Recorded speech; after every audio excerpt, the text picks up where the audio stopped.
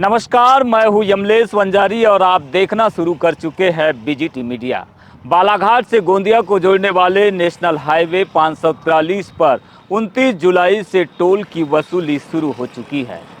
National highway का उद्घाटन हो चुका है और 5 साल के लिए कंपनी को मेंटेनेंस की जिम्मेदारी भी सौंपी गई है। लेकिन सबसे बड़ा सवाल ये है कि जनता किस बात का टोल दे। क्या उस आरफिट सेंसर्स सिस्टम का जो पूरी तरह से यहाँ पर फेल नज़र आ रहा है, या फिर उस नेशनल हाईवे का जिसमें बनने के साथ ही कई ठेगड़ लग चुके हैं और अभी भी पेचवर्क का काम जारी है। चलिए आज की रिपोर्ट में आपको दिखाते हैं नेशनल हाईवे 543 का इंजीनियरिंग वाला रियलिटी चेक।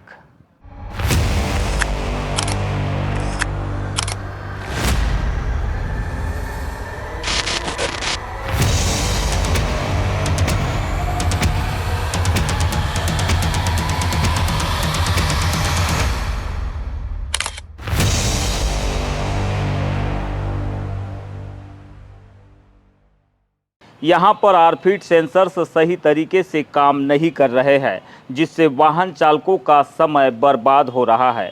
इसी टोल प्लाजा पर सिविल डिजाइनिंग की एक और बड़ी खामी उजागर हुई।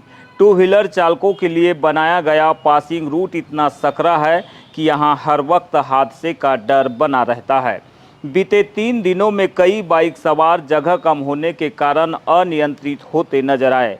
वही कन्फ्यूजन के चलते कई दोपहिया वाहन भारी वाहनों की लेन में घुस गए, जिससे वो बड़े हादसे का शिकार होने से बाल बाल बचे।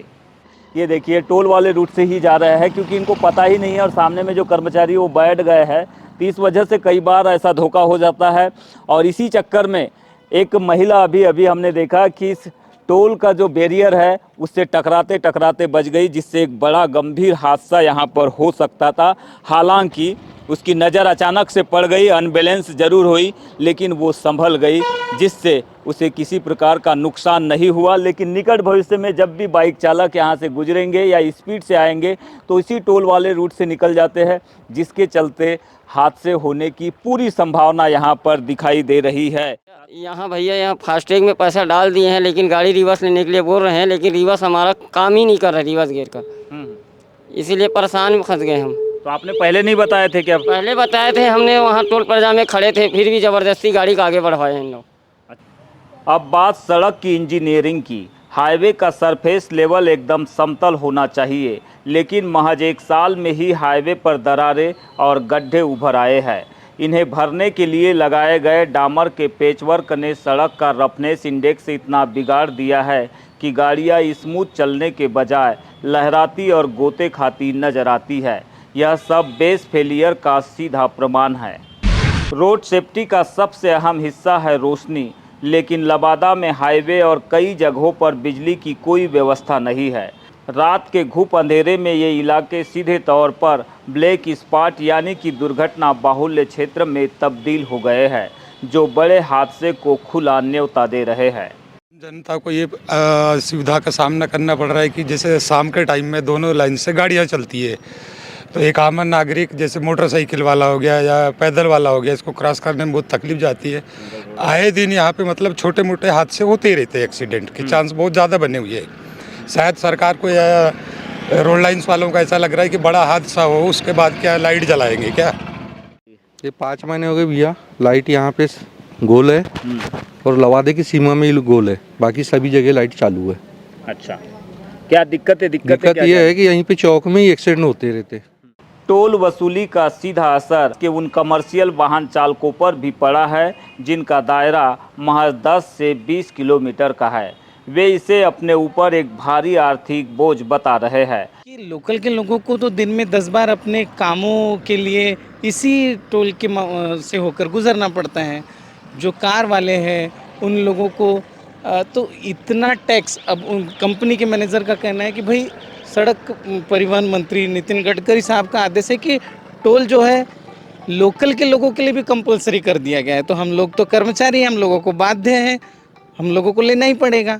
और आम नागरिकों को उसी रूल को फॉलो करते हुए चलना ही पड़ेगा। कोई रियायत है क्या नहीं लोकल के लोगों को 10-20 किलोमीटर के दायरे में जो है वो? रियायत कार वालों को सबसे बढ़िया है, लेकिन जो अदर व्हीकल्स है जैसे मैजिक, टाटा मैजिक, तो उन लोगों को थोड़ा सा टैक्सेशन की वजह से आर्थिक सामना आ रहा है। जैसे उदाहरण के तौर पर आप स्कूल चलाते हैं ना, जी, हम तो स्कूल आपको कितना आर्थिक बोझ एक महीने में समझ में आ रहा है? एक महीने का, जैसे हमारी 6 चक्का एक बस है, तो उस बस का एक बार आने का 315 रुपये।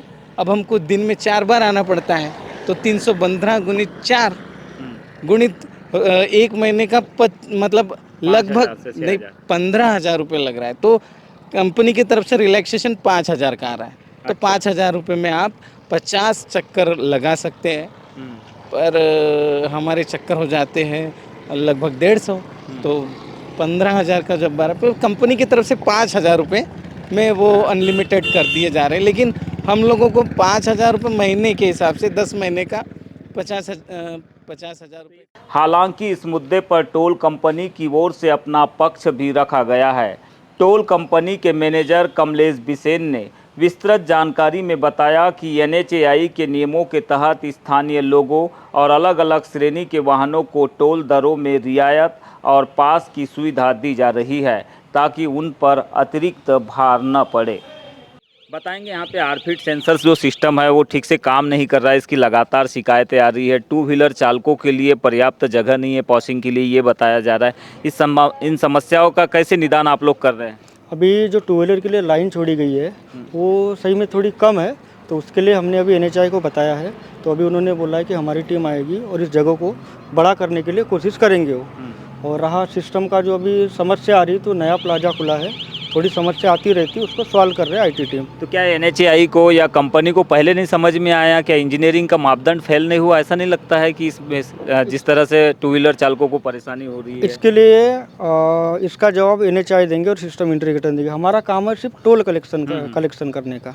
तो अभी जो आरफिट सेंसर्स को लेकर एक शिकायत आई कि यहाँ पे सेंसर ठीक से काम नहीं कर रही, अभी आगे पीछे हो रहा है, किसी के गाड़ी के ऊपर भी लग रहा है, ऐसी भी बातें आ रही है, और फिर कुछ फास्टैग भी ठीक से काम नहीं कर रहा है, तो इसका आप लोग निदान कैसे अपने लेवल पर कर रहे हैं अभी? जैसे अभी हमारे प्लाजा पे गाड़ी आई और उसमें फास्टैग लगा हुआ है, पर्याप्त राशि है, और हमारे सिस्टम से अगर वो स्कैन नहीं हो रहा है तो हम उसे फ्री में छोड़ दे रहे हैं। अच्छा, ये तो फिर टोल एजेंसी को नुकसान नहीं है? नुकसान है इसमें।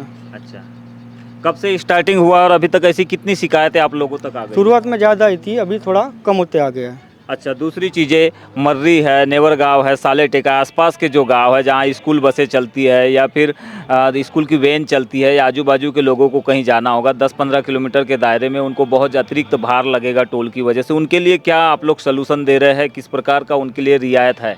उनके लिए NHAI की तरफ से पहले उसमें क्या दिया है, जो डिस्ट्रिक्ट व्हीकल है, जिस जिले में टोल होता है उस जिले की जो गाड़ियाँ है, नॉन कमर्शियल गाड़ियाँ, उनको जो भी अमाउंट होता है उसका 50% पे करना पड़ता है फास्टैग के द्वारा। अच्छा, 50% की उनको रियासत है। अच्छा, घरेलू यानी जो खुद की जैसे अगर गाड़ियाँ चला रहे मतलब उनके लिए पारिवारिक- 5 से 360 रुपये मंथ का प्राइवेट व्हीकल के लिए। तो ये रियायत वाले आ रहे हैं, लोग रियायत का लाभ उठा रहे हैं इस तरह से? लाभ उठा रहे, अभी तक कम से कम नहीं तो भी 200-250 कार वालों ने उसका लाभ उठा चुके हैं।